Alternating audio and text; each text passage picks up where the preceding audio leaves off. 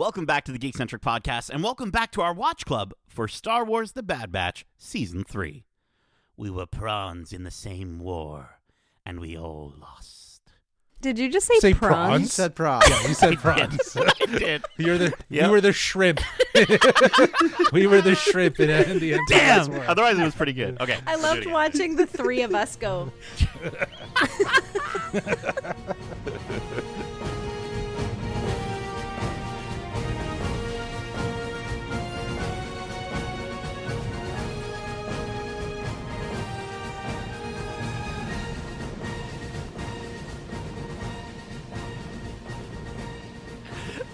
Who was that supposed to be? Crosshair?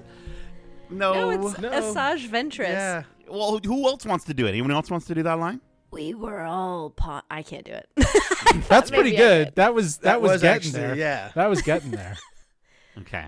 Welcome back to Watch Club. My name is CT0831, but you can call me Hugs. And this is our Watch Club for Star Wars The Bad Batch, Season 3, Episode 9. If you're joining us for the first time, this is Watch Club, our weekly review series. It's kind of like a book club, but it is way better. Keep in mind, we will be going into full spoilers for this series and Star Wars in general, so if you haven't watched this week's episode yet, be sure to do so, and then come right back in less than 12 parsecs. Now, before we almost get eaten by a tentacled leviathan with bioluminescent carapace, let me introduce you to our experimental crew of ragtag troopers. First up, he's finally back from the dead to teach us some lessons. He's taller than a Jawa, smaller than Jabba, and just as entertaining as Jar Jar. He's CT1231, also known as Edit. What's up, my prawns? How you doing? What's up? Well, now I have to keep that version. Yeah. Maybe I'll put both. Maybe, I don't know. We'll see. Right behind him in the lineup, we are so glad to have a true friend and war hero joining us yet again, and her name is CT0118, but you can call her Brushstroke. I'm always here. You're always here. You're always ready to save the day, to go save someone else, to trust someone too much. Yep. But listen, get hype right now, everyone. Get hype. We found him after falling through the sky for the last few weeks. He's dropping down from way up high. He's the dopest, dankest dude on Dagobah. Let's give a huge ahoy hoy for CT1006. But you can call him Joints. Ahoy hoy. Hey! We haven't had that in so long. I've been stuck on Bat 2. It took me a bit longer to get back from Bat 2 than you guys. So That must that's have why been it. That Yeah. was it. It was just different flight. Took a bit longer. Something to do with your toes being frozen or something like that, I think, at one point. Yeah. I don't know what it was a journey to get here. Let's just say that. It was a journey. I'm so happy to have our full, we got the full batch here. Our Batches full bad unite. batch. Let me The tell you. batches unite. Edit Joints back with us again. I think we missed you almost as much as Omega misses anyone. But how have you two been?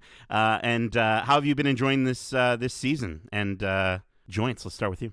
Oh, I've been good. Just been very busy since getting back from that extended stay in Batuu. So just trying to catch up on everything else before I could, talk about the things we love. But this season has been phenomenal. I've been missing the weekly conversations we used to have about it. So I can't wait to get back into it because, again, this reintroduction to a character I thought was dead, considering some of the other lore. But man, this is such a good season so far. Mm-hmm. Dope. Yeah, I think I had much of the same sentiments even on our spoiler-free review, where it was, the first 8 episodes really do deliver on a balance between story and, adventure of the week. I think episode 8 is obviously the most filler episode. It does give us a great cameo appearance with Fennec Shan, but for the most part, that one felt like it was just very filler. But everything leading up to it, to episode 8 has been a really great balance. The episode where they return to that snowy planet where Crosshair kind of had his epiphany and his realization of what loyalty really looks like. To have that moment to be reliving that moment with the rest of the batches, and for him to have this sort of reconciliation with Hunter in the process, it really does go to show how the team behind this series, they are really trying to consciously wrap up these characters in ways and bring things together, and I think that attention to that detail, I appreciate it. I think it's great. It's been 2 seasons of trying to figuring out how to do the ballet of storytelling, and I think season 3 is very strong. It's very strong. They're nailing it. They're nailing it for sure. Cool. Well, listen, we've got a lot to talk about. So before we slip on a rock, let's get into this week's episode. On a foggy day on Pabu, or Pabu, how would you say it? I've heard a YouTuber once call it Pabu, like Abu. I think it's up for A interpretation. is the harder one. Pabu. Pabu. Okay, Yeah, let's go with yeah. Pabu. I think that's how they say it. Okay. On a foggy day on Pabu, Wrecker assists locals while dealing with a grumpy Crosshair. They're joined by Hunter, who reminds everyone of their mission, awaiting Fennec Shan's return to learn about Omega's significance. With no word back from Fennec, Crosshair starts to question if it's even important. Meanwhile, Omega enjoys the beach with Batcha until they stumble upon a cavern. Batcher expresses unease about its contents, prompting Omega to investigate, despite Batcher's reluctance to proceed, leaving her at the entrance. Inside the cavern, Omega discovers a ship with one last warning. Batcher barks and then runs away, and out of the darkness appears Asajj Ventress. Which, by the way, if you're listening, I was trying to do Asajj Ventress for the intro, and apparently it was more Crosshair. That's how we got prawns. Yeah. Prawns. I was too focused on the actual voice to read. Continuing, Hunter, Crosshair, and Wrecker find Batcher panicking on the beach, and she leads them back to the cavern where they encounter Ventress, who claims she was sent by Fennec. Jeez. Who claims she was sent by Fennec. Sent by Frendick. It's good because they're friends. I think it makes total sense. Who claims she was sent by Fennec. She asks why they want to know about M-Count, and after some not great attempts from Omega at lying, Ventress explains the concept of midichlorians, which causes an overly excited Omega to show their hand. Ventress explains that training would be required to determine the young clone's M-Count, and as she attempts to leave, Omega insists on being tested by Ventress to determine her identity. So let's get right into this. What do you think of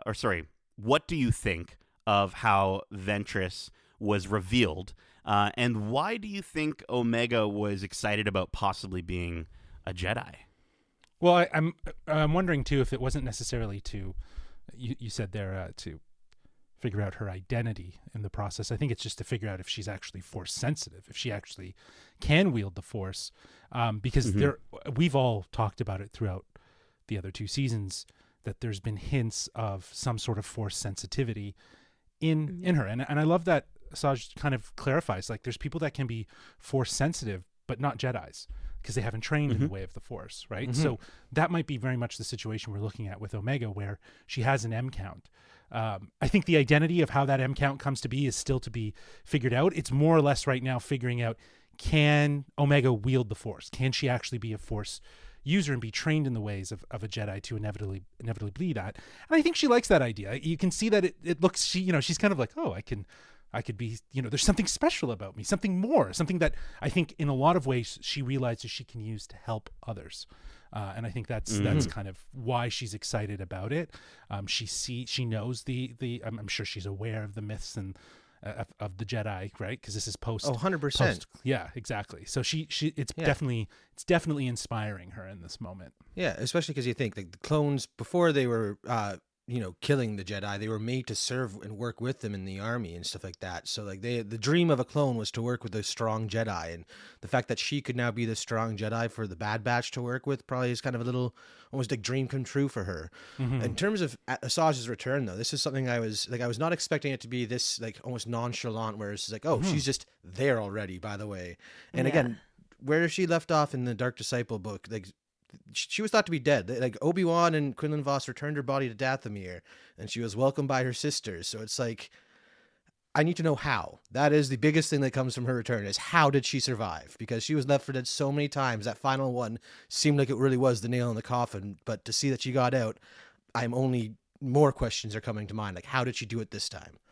Yeah, I think we, and Megan, you and I were kind of speculating last week about the concepts around Project Necromancer, what that looks like. We had the Ahsoka show that has shown us, and of course Clone Wars more than once shown us characters being brought back from the dead, especially with the Night Sister magic that she comes from. So I think there could be something in and around that. I don't know. I'm not sure if we'll ever really get that answer. I think that's one of the things that I both love and sometimes fight with a little bit in Star Wars, where it's like, we're not going to give you all the answers because there's going to be a comic book or an episode of Tales of the Jedi or something to give you that answer in the future. And so, you know what? Again, part of me, the greedy part of me, is like, I want the answers right now. I've been waiting so long. But at the same time, I'm like, we'll get it eventually, and I'm sure it'll be great. And is it essential to this story? Right? Like, is how she survived essential? Is it something, like you said, that can be explored in a graphic novel, comic, or an episode of Tales of the Jedi? I think that would be really cool. You kind of see the interstitial moments for like maybe one or two of the episodes, and then you get that post, like, where after she was assumed dead, as Darcy was describing. I think that's cool. I know we all kind of were thinking that she was going to be coming back as a clone, so this is obviously maybe a bit of an indication that that's not the case. But you bring up the Night Sisters, like Darcy. I would probably ask you this question because you might be more aware of the timeline. Are there any active Night Sisters? No, so this is already after Grievous massacred the planet and killed all the Night Sisters. Like, when she's returned to the planet, like, before that in Dark Disciple, she takes Quinlan there to experience the loss and pain and suffering, to kind of open him up to the dark side, basically. And that's what begins his descent. Is he's psychometric as well, and he touches one of the things and sees firsthand the devastation, how there were no survivors left after Grievous, again, ran through the planet and just killed everything he could see. So again, this is like the whole Night Sister magic coming into play. Is if there's another one out there, then we haven't seen her yet, basically, because at this point they're all dead. Like, anyone who was on the planet at the time of the massacre did not get out. So it's, again, that's where the questions come from. But you're right, it doesn't matter to this story, and I really enjoy how they've brought her in to be this almost master-like figure for Omega, at least in this episode. It was really enjoyable. At least in this episode, for sure. She's definitely coming off with some great Jedi vibes, and a little, jaded, if you will, by the past events. And I don't know, she's looking and sounding a lot like Crosshair. I'm getting ready to ship those two. That was just my impression, Justin. That was just my impression. I think it's also really poetic. Just exactly, like, visually how Ventress is brought in. Like, she's literally walking out of the shadows of the darkness into the light. And not only that, it's not natural light. It's light that Omega is shining on her, which also speaks to the character of Omega and what she tends to do whenever she's around, people. She can bring out the best in people. And I think that's awesome. I think, Ventress is not instantly good. She still grabs Omega by the arm, but, she does it until she understands what she's dealing with. She looks incredible. The hairdo looks awesome. And I love that she's the one brought into this episode to train Omega specifically, because, I think between Ahsoka and the upcoming Acolyte series, like, I just love that Star Wars is exploring the gray side of the Force, like we've been talking about, and focusing less on good and evil and more of a balance of exploring the Force for what it is. And Ventress is just the perfect person to do that. And I think this series has such a great focus on outcasts and second chances, and Ventress fits that like a glove. Like, she's the perfect Force sensitive character. That I think the other nice thing is she's not gonna force Omega to continue her training, right? I think if it was a Jedi, or if it was somebody more maybe closer to the light side of the Force, they would just be like, well, we have a civil duty to train this youngling. Like, she has to be in it here. Ventress is maybe a little bit more willing to just sort of test and then move on. 'Cause she's not training her. She's just helping to validate what they're asking, right? Right. They're telling her, well, they say she has something with like M counts in her blood, and then she's like, well, M counts are like the Jedi stuff that make Jedis, right? And then she's like, well, let me test this, and we'll get some definitive answers. And then she's like, I'm glad she actually said midi-chlorians, by the way. Me too. Yeah. Yeah, We finally got the confirmation that is what they mean. Well, I was actually hoping they would. I was hoping they would. Yeah, I was just M count. Just You've keep left with it the at M M count. That's been enough. Let's get away from Team, all that. team M count, Team Midi-chlorian, you know, Star Wars fans. Yeah, tomato, whatever. But I think at the end of the day, like, you're right, Nate. Like, she's the perfect character that fits into this this story as having a bit of a redemption, having a second chance, and making that second chance matter and be different from before. So I don't think we're done with seeing her. Obviously, I think that this is just an introduction, and I think she's going to be more intrigued about, because I'm pretty sure they said the Empire is interested in Omega because of her M count. So if that's the case, then that just gives Asajj enough information to know, well, the Empire's up to something. I'm going to find out what that is. So I think she's going to run surveillance, and she's going to do her own thing behind the scenes, and maybe we find, she crosses paths with them again towards the end of this season. But yeah, I think right now it was more just setting out feelers to see if, like, can she actually wield the Force. I also want to shout out the visual language of the opening shot in this episode as well before we move on. Like, it's a foggy day on Pabu. Like, it's the grayest we've ever seen it. And it's like, it couldn't be more on the nose of, like, this is for the grayness. But at the same time, like, I just think this team is so smart, the way that they find these little ways to set tone for the episode and its overall messages. And fantastic stuff. And also, poor little Omega cannot lie to save her life. Like, she's horrible. Terrible liar. So, like, at least we know, like, she won't. Maybe she won't be using the Jedi mind trick anytime soon. Like, maybe that's going to be a struggle for her. But I don't know. Anything else before we keep going? No, I mean, I'm realizing I haven't really said that much, but I think I just follow along with everything you guys said. I'm just stoked. I mean, we know me. Anytime a Clone Wars character pops up in any other 5 out of show, 5. I'm jazzed. So this is fantastic, and probably might be my favorite episode of the whole show. So. Whoa. Wow. That's far. Okay, well. Wow. We still have. We already know your score. Yeah, that's far. We haven't seen it end yet, but. All right, well, let's keep going here. Ventress agrees to help Omega discover her identity, opting for unconventional methods over Omega's scientific approach. As Omega undergoes a test balancing on a slippery rock, the brothers cheer her on enthusiastically. Omega queries Ventress about her Jedi status, receiving a dry denial as Ventress says she's not a Jedi but knows some of their ways. Meanwhile, Crosshair's arrival raises suspicion as he identifies Ventress as a separatist assassin from Tech's files, leading to apprehension about her motives. For Omega's next trial, she must retrieve a white blossom off a weeping Maya tree from the highest point on Pabu before sunset.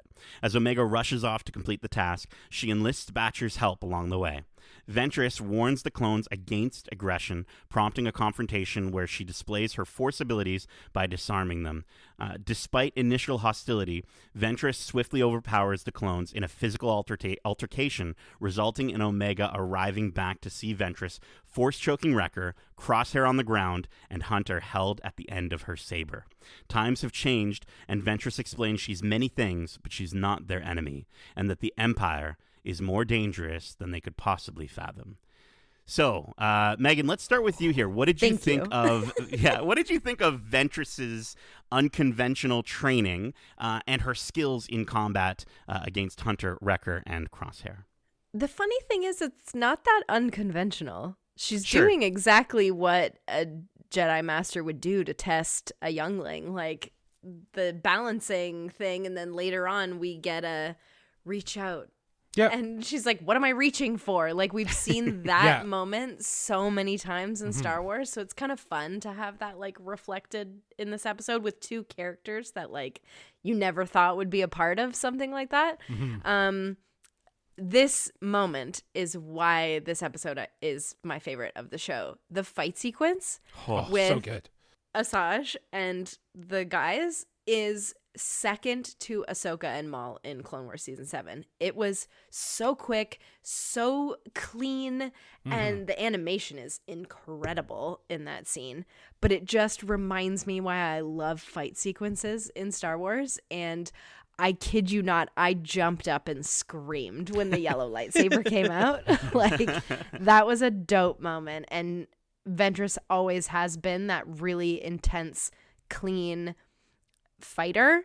Mm-hmm. So it was fun to see her do that in a episode where it kind of felt like maybe she wouldn't be that so much. She was just kind of here to test Omega, but I'm glad we got that badass Ventress. And damn, is she quick, right? Like, I think between this and that Acolyte trailer, like, I'm just loving the martial arts hand-to-hand representation that we've been seeing lately in Star Wars. And I love it when she's, like, hitting the pressure points on Wrecker, or she does that elbow dive move, and, like, her scream when she does the Force push is fantastic. Oh my God, it's amazing. And I will also say, not only on Ventress's side, but to watch 3 out of the 4 batches that we're used to being the Bad Batches, to watch them fight again and to watch Crosshair get like jacked up and do well was a really cool thing. They didn't focus on Crosshair's hand because he was fine. Yeah, they look like a team again, right? Like, yeah, they it was like so a team. fun. Yeah, it was great. I think the animated choreography is, again, top notch.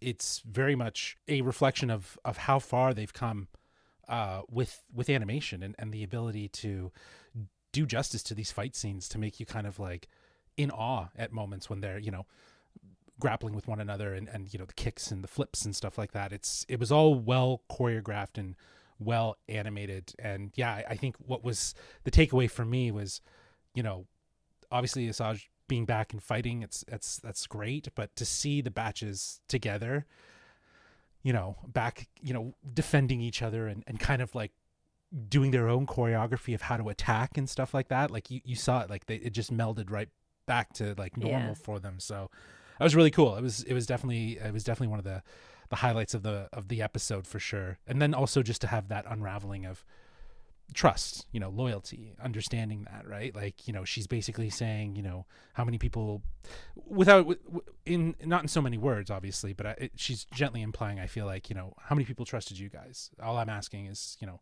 understand that I too am someone that you might not think to be your, you know, I'm not your enemy, right? So I think that's really nice, and it sets up this idea of the batches kind of having to extend a little bit more, and, you know, maybe open their eyes a little bit.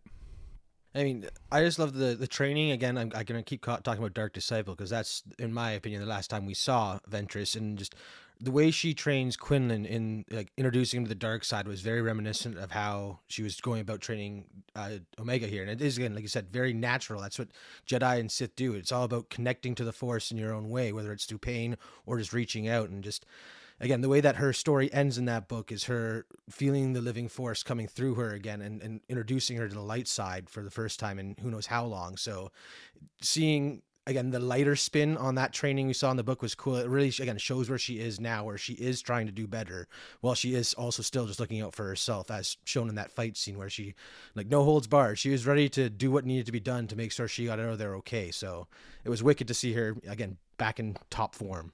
Well, and I love that that again, it's just, it shows the attention to details that these writers have, in the sense that the second test that she does, when she asks Omega to get from the highest point of Pabu, get a lotus leaf or whatever it was, and a Maya tree blossom leaf rather, and to do that, and I love that it was more of a, it just is consistent with the way that the Force is taught, right? If we look at Yoda teaching Luke on Dagobah and asking him to do a near impossible task for him, to lift the X-Wing out of the water, the test is not to actually lift the X-Wing out of the water. The test is to see how willing Luke is to do that. So to see the same thing from a character like Ventress, it's just really cool, because like you would think that, like, to your point, Darcy, that she would sort of have such a different way about, you know, kind of testing someone to tap into the Force, and here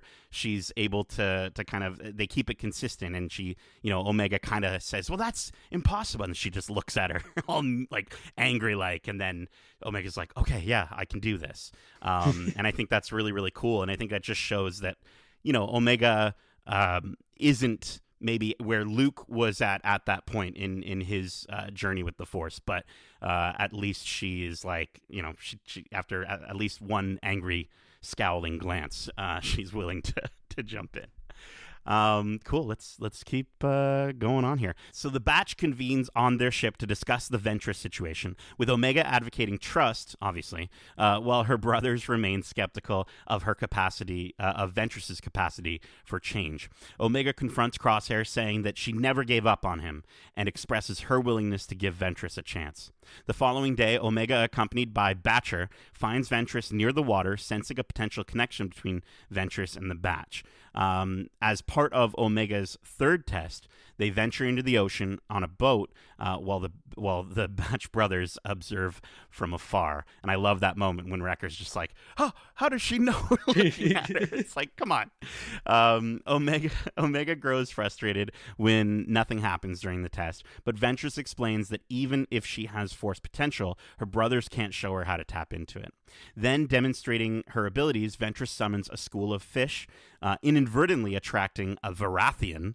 As the two are thrown overboard, Ventress rescues Omega under the water, and the batch attempts to intervene by firing on the creature, worsening the situation. Omega urges them to stop, trusting Ventress to handle the creature, which she does, using the Force to calm it before reuniting with Omega and departing with the batch. So, Megan, let's start with you again. What did you think of Omega's unrelenting willingness to trust Ventress and the attack on the boat? And are you happy that Omega didn't use the Force? I've seen some people online that are like, I'm really happy she didn't use the Force. What do you think? Well, I think that probably all comes from the fact that Sabine did in Ahsoka, and that was kind of like unnecessary. So maybe people are just happy that not everybody's going to be a Jedi. Right. But I think, like, classic Omega, first of all, with trusting Ventress. Sorry, my brain just stopped working for a second. Classic Omega, trusting Ventress, no problem. Of course she would. There's a moment when Crosshair says, like, you're being naive. And she goes, I never gave up on you, bitch. Of course. Yeah. Like, Batch. I never gave Batch. Yeah. That's awesome. Like, she of did course. do it. She did do like a snap, like a double She snap. did. Yeah. I loved his delivery though. You're being naive. Like, Yeah. like it just brings you back to the whole jail cell scene, right? When he was. Oh, when he was on- totally. Yeah. But she never gave up on him. No. And isn't, like, aren't you grateful for that, Crosshair? Because you wouldn't be here. He didn't say anything after, so I think he No, recognizes. and you could see in his face. Yeah, exactly. His reaction said it all. But this is why I love Omega so much, because she knows who to trust. Yes, she is very trusting, but I think emotional connection maybe is her, like, Force. Yeah, that's That's exactly what what we I talked was about thinking. that. Yeah. Yeah, We have that's talked about that. Yeah, we were. Yeah. That's what I was gonna say. She's been showing her Force capabilities through her relationships, in her ability to read situations, right? In the way she's able to evaluate, even in episode, I think it was 4, when they were on the planet and they were doing the hustling. And and then she's like, no, just like, let's go. And then inevitably she gave in, but she knew, she was like, okay, we're not getting out of this situation unless Crosshair just loses his shit. So let's just go with it.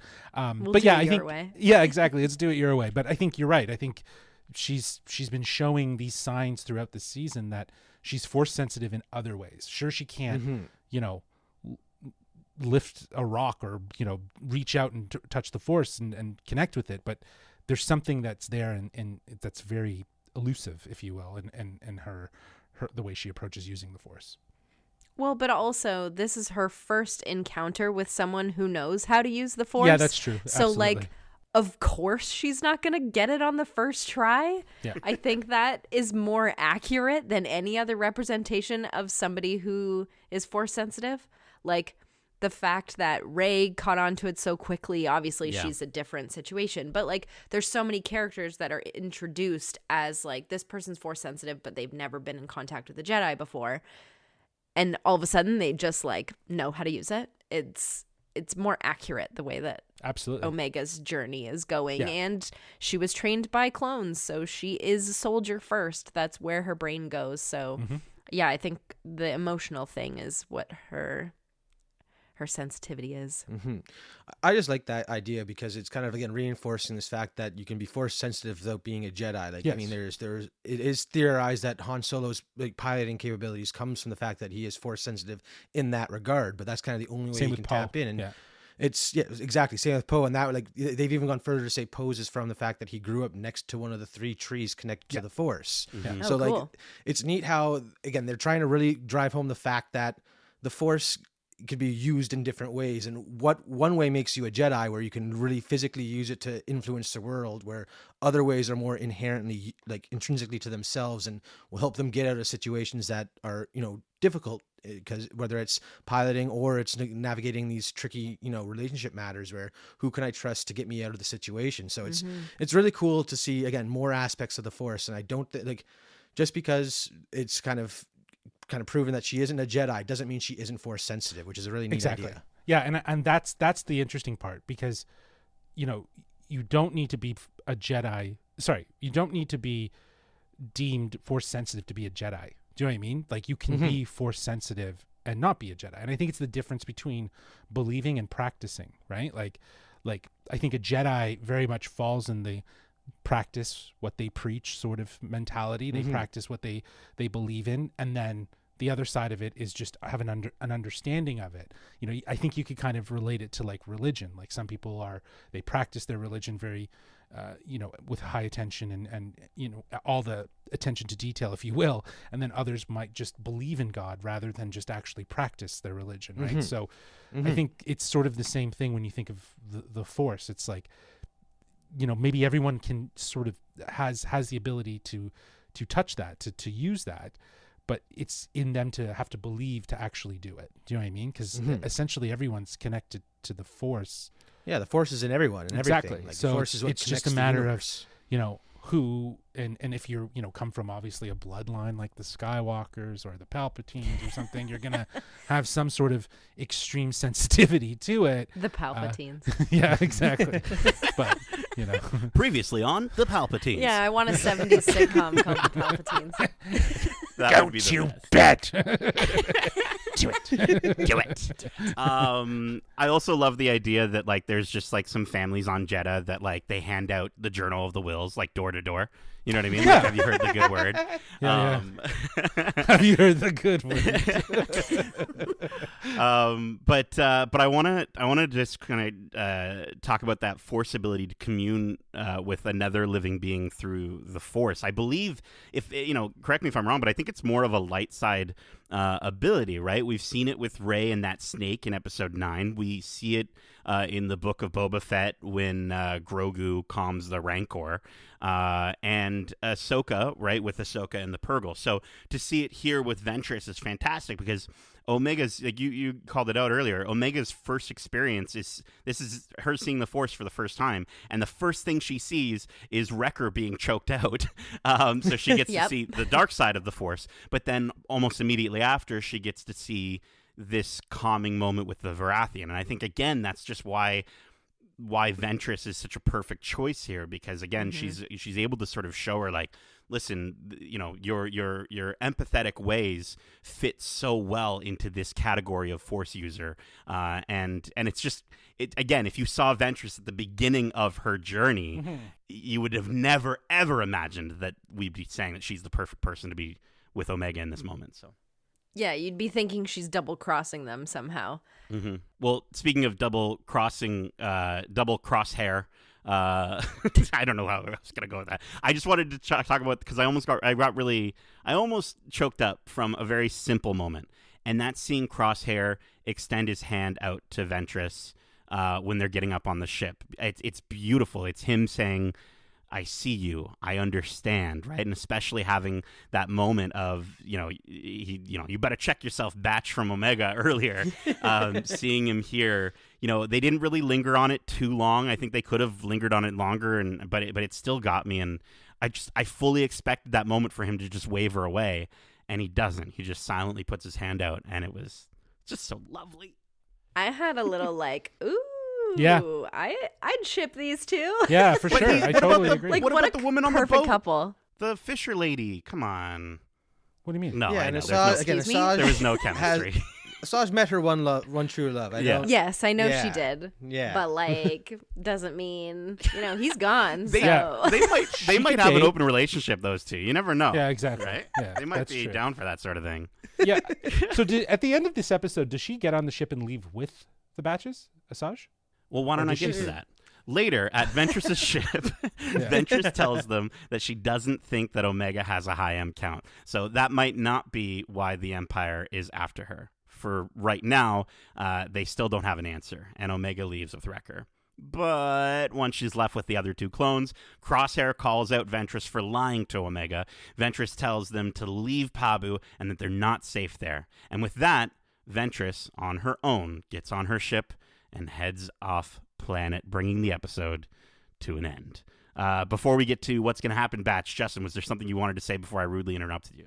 No, not at all. I think, again, I think this was a nice little side adventure, right? With Asajj and getting reintroduced to this character and seeing a whole other side to her. So I'm glad that it's not like she's tagging along for the next set of adventures. She was here for a purpose to help identify, not train, but just help identify if Omega is force sensitive, right? And that's it. That was essentially it. It was nothing beyond that. It wasn't who is she, where is she from sort of thing, trying to get into her mind. It was just, can she actually wield the force? And she probably, I think to the audience, people have recognized those signs for a long time that she is probably a force user. But in this example of these tests, it's clear that she's not a Jedi force user, right? She has the ways with the force in a different way. So I'm really happy that Asajj was able to come in here, show us the other side of a character that we know and love, and to kind of leave it at a place where it's like, when will we see her again? And, I think Jennifer Corbett has actually said, like, there's more to explore in future stories. Now, we know this is the final season. What does she mean by future stories? So that could have been a slip up, or maybe that's something to anticipate, as you said. So It's the end of the Bad Batch. Yep. It's not the end Yeah. of animated Star Wars. Exactly, stories. for I'm sure. not Of course surprised not. Right. that if we get an announcement next year, a celebration, that the follow-up to we could Bad get one Batch will sooner. be potentially. I just maybe even at D23, we'll see. I don't know. But yeah, it was a really cool place to leave her off. I agree. Where she served a purpose in this episode, and she's not joining the crew. She did her thing, and now she's off going to do her own thing again, and maybe we'll see her again. And I love that idea. yeah. Yeah, one of the things I love, and this is what I was going to say before, one of the things I love about a lot of the newer Star Wars stuff right now is that it's very gray focused. Yeah. And one of the things I love about Asajj, like we were talking before, is she truly lies in the middle. Same as Ahsoka, same as like the darker Jedis from the Ahsoka series. It's all just very much showing that everybody has a little bit of dark and light inside of them. Yeah. And it's so fun to explore that because it's so much deeper and interesting. It shows that both, light and dark have their issues, right? And their But- merit too. And their merit, Yeah, absolutely. there's a place for both. There's a place, there's absolutely. But I think the gray are really presenting themselves as melding what they want from each side. Yeah, Do you know what I mean? that balance. Yes. They are They are embodying the balance, yeah. balance that is the Yeah. Force. Yeah. Yeah. Yeah. And I think it would be interesting in future stories to get to explore more of the gray side of the Force and to see the wins, like we kind of already have, and also to see the failures. I think would be really intriguing as well. Yeah, I wonder though if by doing that you kind of like, what's nice is that because we have such a predominant perspective on dark and light, that's why gray feels so refreshingly different, because we know those polar opposites. And for us as fans of these stories, and to see gray Jedis in their varying degrees, maybe they're more dark than they are light, maybe they're more light than they are dark, maybe they're morally challenged, if you will, like they have different sense of beliefs. I think some have even said maybe Qui-Gon is more of a gray Jedi than he was, right? Than he was an actual Jedi, right? So it's like to understand the gray is sort of a line, as we said, like in between, rather than giving the focus on like their wins and fails. I think they are sort of the best example of wins and fails, like in themselves as being gray. All right. Well, listen, you batches. We went off on a tangent there, and I love it.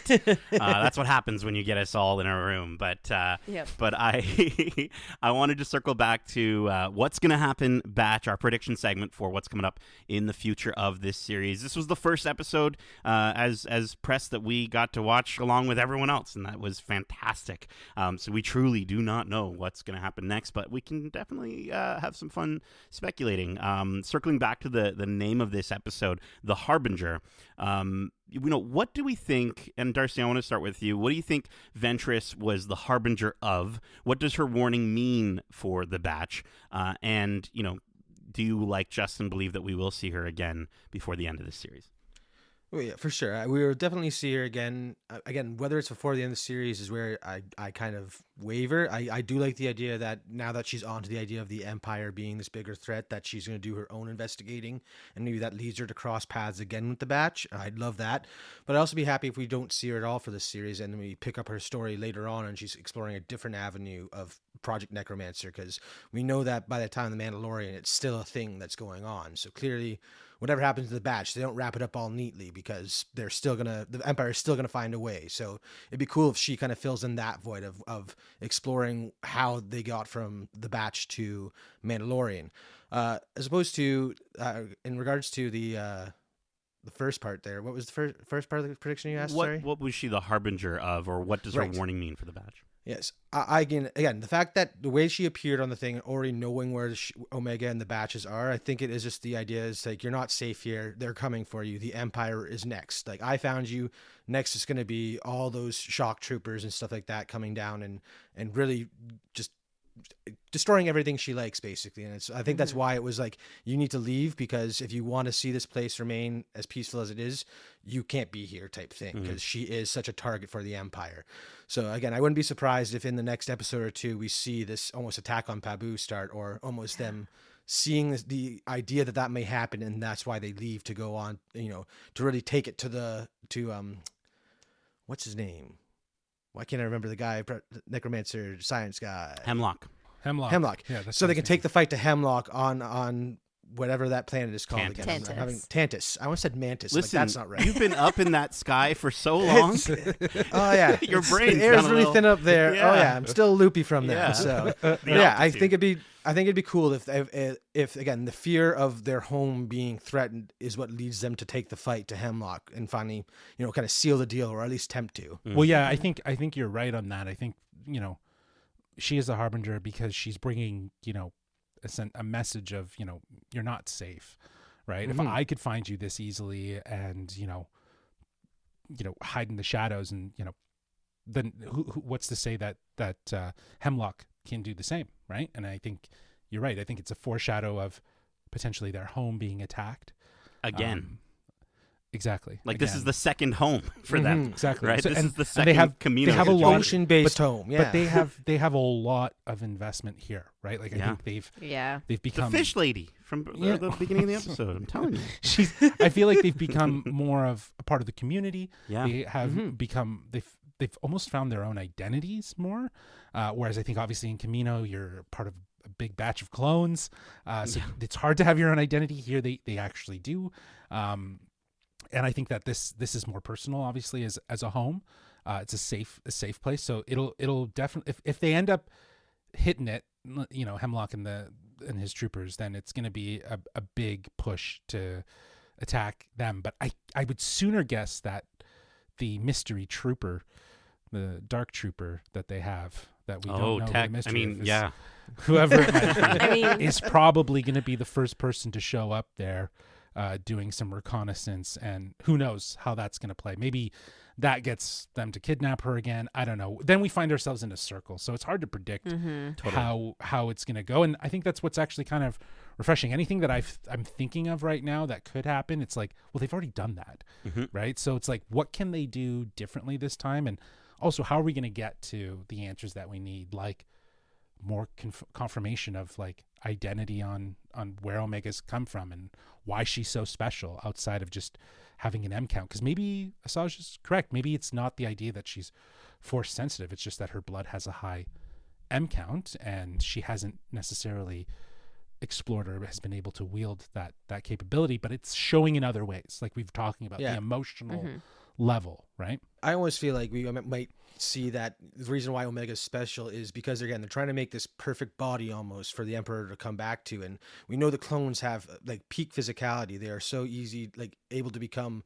the top of the field as these hunters and bounty hunters and stuff like that they were based off of, basically. And maybe they want that. And because Omega is unique in the fact that her blood is very receptive to the M count they want to put in there to give him the force sensitivity that he had in his previous body. Like, I feel like we're going to see that this Project Necromancer isn't so much as just bringing back the Emperor, because I'm sure they would have a DNA sample. It would be easy to just prick him with a needle and put it in storage until you need it type thing. Whereas this is to make that ultimate body essentially, and I think that's what we're going to find out hopefully by the end of this story. See, I'm on the basis though that, like, and I think we've talked about this, so I don't want to necessarily get too in the weeds with it, but right now we are seeing the science side of Project Necromancer, and we're seeing the side of cloning and that representation. I think Rey and obviously the lineage of where Rey comes from, and as the father of a clone, her father is a clone of Palpatine.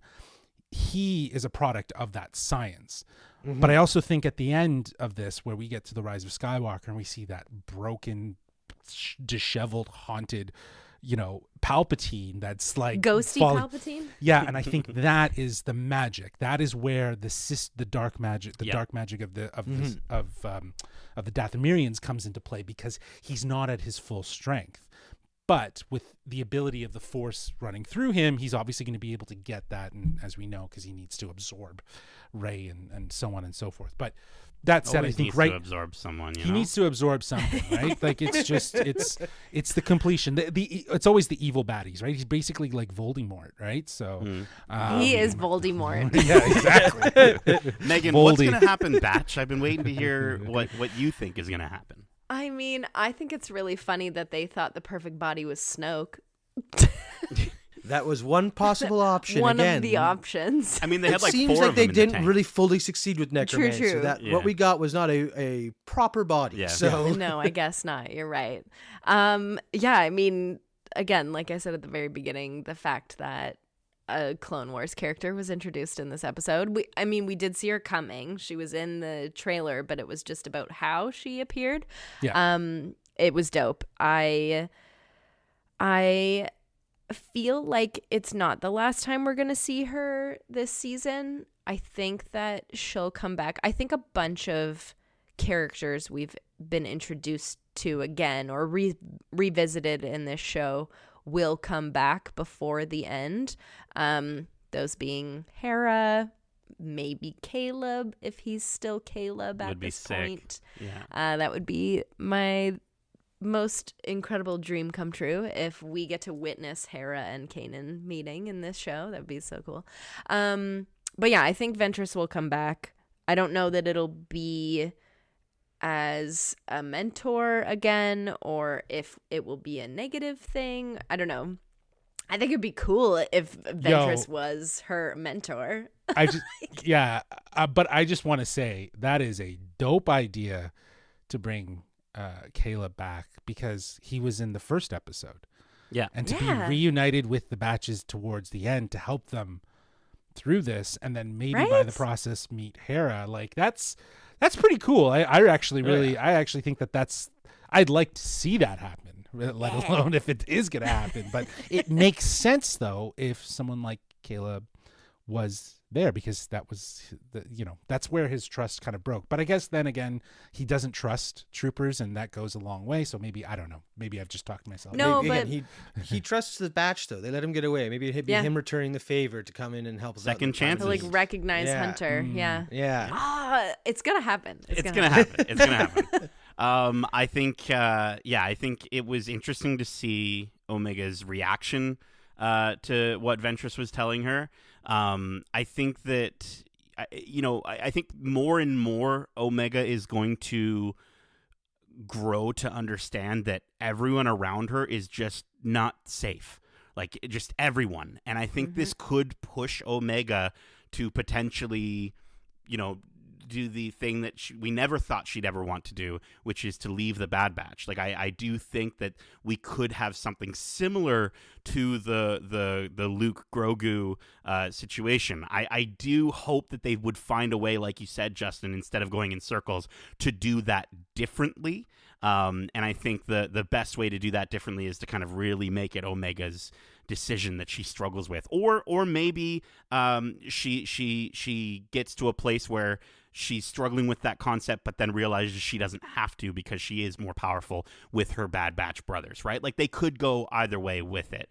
I do think, though, that they will continue to explore, obviously, those aspects further, and I do hope that we do see Ventress again. But I like the idea, Megan, that you're saying that everyone's coming back. We're gonna get, you know, Cody's gonna be back in some way. It's gonna be a Rise of Skywalker all over again. They're all gonna come in on Tantus, and they're like they're gonna just all fly in as like a big team and take out Tantus. But I mean, even the fact that like Fennec Shand was brought back, honestly, like the fact that there's characters that have been standalone, like, look, here's a character from another show or movie that you know, have been brought throughout this show. The fact that this is the last season, it would make sense for everybody to be reintroduced. At least to have like them come back, because like a moment. Yeah, exactly. Like, even if like, you know, Hera did come back for an episode, right? Like, they reconnect. It's just a great callback to where we may have seen them in the previous seasons, right? And how much has changed, and we know that they weren't apprehensive about introducing those characters or showing those characters before. So why not have a little fun with that now as we kind of get back? And it also just connects more of that.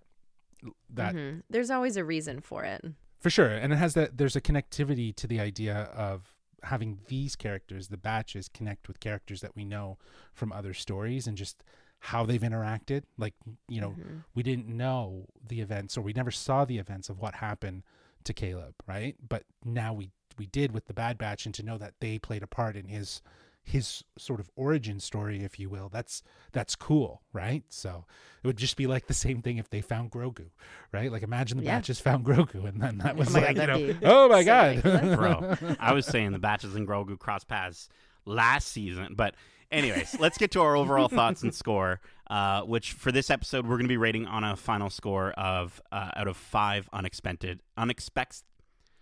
Jeez, have I been up in the sky with you, Darcy? What's going on here? We're going to be rating on a score of 5 unexpected mentors. And Brushstroke, why don't you kick us off? Will do. Like I said, Clone Wars character brought into the show. Super happy about that. One of my favorite fight sequences I've seen in Star Wars since the Ahsoka versus Maul fight. Ventress also had so many dope quotes in this episode. Yeah. I just want to throw the last one. You said 2 of them already, Nate, but the last one, she's Hunter says something along the lines of like, aren't you worried about the Empire and if they'll catch you? And she goes, they can try, but I've got a few lives left. I was like, that was the dopest thing she could have said in that moment, sick. Because they know that we all are like, why is she here? She's dead. She's like, no, I got a few lives left. It's true. So that fight sequences, seeing the batches like unite again and fight against Ventress was really dope. Learning, sort of, even though we already knew about the M counts, just kind of getting a lot of confirmation in this episode. I get why this was one we didn't get ahead of time. So it was super fun to connect with. Also, I'm going to ship Crosshair and Ventress from now on. I think they're hot together. So 5 out of 5 unexpected mentors for me. Awesome. Joints. Yeah, I mean, this episode was great. Again, this whole season has been really strong in terms of story. Balancing that storytelling with Adventure of the Week. And while this one was very in and of itself, it still managed to really further the story along and develop these characters to take them places we didn't think we would see them. Again, the combination of Omega and Ventress is something we never thought we would see, and the way that they bring it to light here was so enjoyable. Again, great fight scene. the questions I have from this episode are only good ones. It's not like I'm questioning why they did something. I'm questioning how they're going to explain it, because I can't wait to get those little fillers that we know that Filoni and the team at Star Wars are so good at exploring through other media. So again, 5 out of 5 unexpected mentors for this one, because it was such a great delight to see this character brought back in such a new way. Again, we got the teasers of that at the end of her story in Dark Disciple, but to see it really fully realized here was awesome. Alrighty. It. I think my other batches said it best. I think this is a fantastic episode that really kind of, again, it served as being very meaningful to the larger story. It gave us answers to questions that I think we already knew, but it was just more of a confirmation. I think you said that best, Meg. And I think that, to see a character that we hadn't seen for a very long time with a whole new perspective on life, but still catty and a little bit of a crazy one. It's really great to see it, and it's very unexpected to obviously pair her with Omega. I think in a lot of ways, I'm wondering what Ventress has taken away from her time with Omega, because I think she recognizes that there's something there.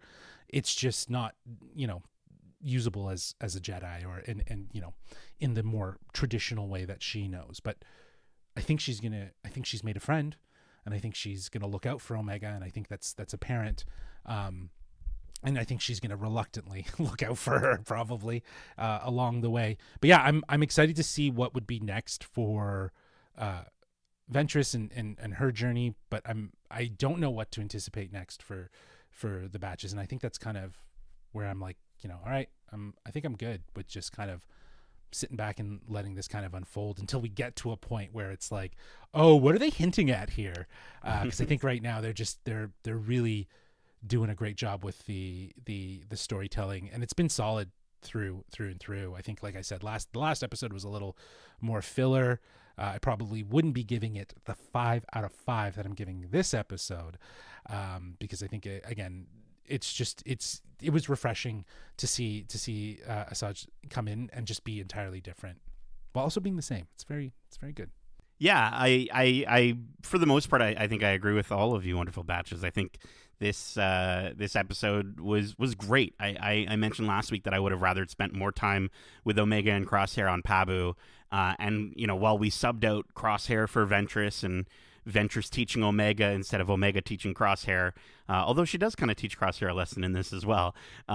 We just got more of what I wanted, and this exploration of Omega and her character and what she's possibly capable of. Seeing Ventress kick all 3 asses of our Bad Batch bros was awesome, and like you said, getting to see them kind of come back again. There's this amazing tracking shot of the 3 of them, like that goes across their rifles. It's just so good in this. We really get to see Omega witnessing both sides of what a Force-attuned individual is capable of. And the visual storytelling and the way that they set the tone. The Kiner's music was great. The bamboo flute rendition of Omega's theme while she's doing the Karate Kid balancing on the rock, and bringing in the Bad Batch theme when they kind of as we said, get their guns back. So much of it worked for me. I think the only thing that happened in this episode, and it happens a lot with Bad Batch episodes, is like the ending did feel a little bit too rushed just for me, just in the sense that like I would have liked a little bit longer of a conversation or Omega's reaction to what Ventress's lie was. Obviously, we'll get that in future episodes as they continue to explore the character and what this episode meant for them.